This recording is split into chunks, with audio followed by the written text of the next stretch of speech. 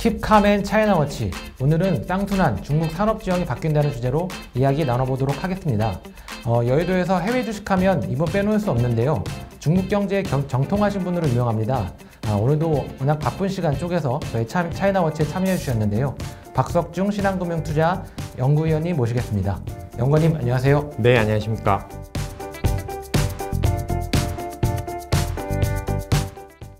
네, 14차 5기년 계획에서 쌍순환 전략이 제시됐는데요. 쌍순환에 대해서 어떤 개념인지 설명 좀 부탁드리겠습니다.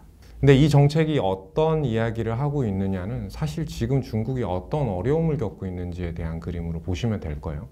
첫 번째가 이제 중국이 미중의 분쟁이 심화되기 시작하면서 무역 분쟁으로 시작된 두 국가의 분쟁이 기술과 그리고 안보와 금융의 문제로 확산되기 시작하면서 중국의 성장을 지속하기 위해서 대외적인 변수들을 어떻게 제어해 나가야 되는지에 대한 숙제가 있는 것들이고요. 두 번째로 중국은 고성장을 했던 국가입니다. 그 이면에 누적된 문제들이 만들어지게 되는 거죠. 특히 고성장의 핵심이 투자이다 보니 이 투자 과정에서 누적됐었던 과잉 부채에 대한 문제들, 그리고 기업에 대한 부채의 문제들, 산업에 대한 과잉, 부채에 대한 과잉 이런 문제들이 처해 있는 구간에서 중국이 새로운 성장 전략을 제시하면서 성장의 모델을 바꿔야 되는 거죠. 그 핵심은 성장의 우선순위의 구도가 바뀌는 그림이에요. 그래서 쌍순환이라는 이야기는 뭐냐면 중국이 강한 내수 경제를 가져가면서 대외 불확실성을 억제하는 것들입니다. 지금 미국이 새로운 경제의 패권을 만들어가기 시작하면서 유럽, 아시아, 한국에게까지도 미국이 영토 확장을 하면서 중국을 고립시키려는 정책을 피고 있는 거죠. 근데 중국이 강한 내수의 수요를 만들어서 중국이라는 수요를 나머지 국가나 기업이 포기하지 못하게 만드는 전략일 거고요.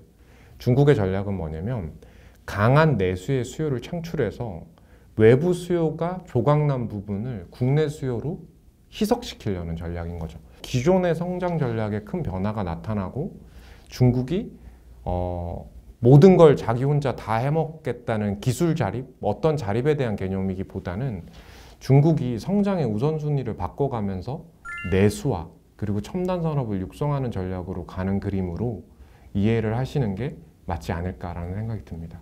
결국 내수 확대가 중요할 것 같은데요. 그러니까 이 일을 위해서 어떤 방법을 중국 정부가 택할지 설명 좀 부탁드리겠습니다.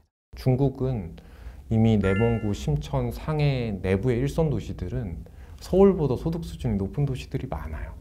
3만 달러를 넘어가는 도시들이 많다라는 거죠. 그래서 이 내수에 대한 전략은 중국이 포괄적 개념에 보는 게 아니라 분리해서 보는 게 맞아요. 지금 중국에서 내수를 늘릴 수 있는 가장 현명한 대안은 도시화를 촉진시켜서 잠재 소비 계층, 잉여 생산 인구의 농민들의 소비를 확대시키는 거예요. 소비 성향을 높여주는 전략이에요. 그래서 첫 번째로 저축률을 내리려고 하겠죠. 그러면서 소비 성향을 높이는 거고, 그리고 두 번째는 세금을 낮춰주는 겁니다. 근데 중국이 선진국과 비교하면 기업의 법인세뿐만 아니라 개인의 소득세가 상당히 높은 수준에 놓여 있어요. 그럼 이걸 낮춰주면 어떤 일이 벌어지겠죠? 소비 성향이 높아지는 변화가 나타나겠죠. 그래서 그 부분과 관련한 제도 개혁들이 세수 정책에서 예전에는 보조금을 지급해서 세금의 지출을 늘렸다면 지금은 세수의 수입을 줄이는 재정 정책을 쓰고 있는 겁니다. 그래서 그런 정책 중심으로 움직이고 있고요. 선진국의 사례들을 보면 소비가 늘어날 때 또 하나 일어났던 공통점이 개인의 가계 지출이 빚으로 늘어나기 시작하는 거예요. 그게 뭐냐면 개발도상국들은 빚을 내서 소비하기가 어려워요. 근데 소비금융에 대한 플랫폼들이 아마 늘어나기 시작할 겁니다. 이건 소비자 금융, 자동차론도 마찬가지거든요. 그래서 이러한 변화들을 꾀하고 있는 그림인 것 같아요. 네, 쌍순환 전략 중에는 첨단 산업 육성 방안도 포함되어 있는데요. 이 부분은 또 저희가 어떻게 바라봐야 할까요? 중국은 과거 산업을 육성시켰던 레시피가 있어요. 보조금을 미친 듯이 뿌려버립니다. 그러면 파이가 커지죠. 그러면 그 커지는 파이에 참여하기 위해서 외국계 기업들이 그 시장을 놓치지 않기 위해서 들어오는 거죠. 근데 독자로는 못 들어와요. 합자의 개념이죠. 도면도 닦아야 되고 갖가지 방법으로 기술을 탈취하죠. 그리고 난 다음에 로컬 기업들이 올라가면 구조조정을 겪고 그 로컬 기업들이 살아남은 거죠. 근데 이제 그 레시피가 불가능해졌죠. 트럼프의 강력한 규제 정책이 아마 그 배경이 됐을 거예요. 중국이 첨단 산업을 육성하는 방향은 이제 전공법이 될 가능성이 높아요. 전공법이라는 게 뭘까요? 결국은 원천 기술을 확보하는 거예요.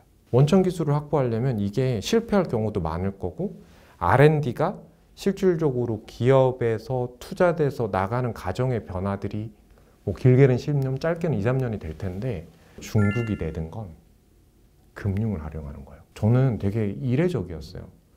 국가 주석이 나와서 중국의 세컨보드라고 이야기하는 우리나라 코스닥 시장을 만들어서 활성화시킬 거라는 이야기를 하더라고요. 중국의 구도로 보면 되게 특이한 일이에요. 그만큼 이게 중요한 일이라는 거죠. 그게 커창판이었어요. 중국은 자신들이 육성하는 핵심 산업을 주식시장을 통해 자금을 조달받게 하죠. 그래서 금융의 역할론이 커진 겁니다. 그리고 R&D를 투자하게 되죠. 그러면 이 R&D가 주식시장에서 평가받을 수 있어야 되잖아요. 그 마켓을 만들어주는 거죠. 중국은 이미 노하우를 가지고 있어요. 전 세계 최대 첨단 생산기지를 만드는 법이에요. 그래서 애플의 제품은 그저 미국은 설계만 할 뿐이고요. 대만의 팍스콘이 중국에서 생산하는 거잖아요. 그래서 그 생산기지를 기반으로 중국이 스마트폰 생태계를 만들었고 이제 하웨이가 미국을 잡아먹을 것 같아서 견제의 대상이 될 만큼 기술 혁신을 가지고 왔던 거잖아요. 자동차도 마찬가지입니다. 중국이 왜 저렇게 공을 들여서 테슬라 공장을 중국에 데려왔을지를 생각해 봐야 돼요. 그러면 전기차 산업의 생태계가 이제 어디로 만들어지게 되죠? 중국으로 만들게 돼요. 그래서 니오를 비롯한 전기차 3인방들이 저렇게 큰 시가총액의 증식을 가지고 온 거예요. 근데 우리가 봐야 될 건 그 가정 내에서 일어날 수 있는 실질적인 변화, 그리고 그 과정에서 우리네 기업들이랑 주식시장에서 가져갈 수 있는 실익들을 결국해 나가는 과정이 이번 쌍순환 전략에서 이야기하는 중국의 기술 혁신을 바라보는 중요한 쟁점, 방점이 되지 않을까라고 생각이 듭니다.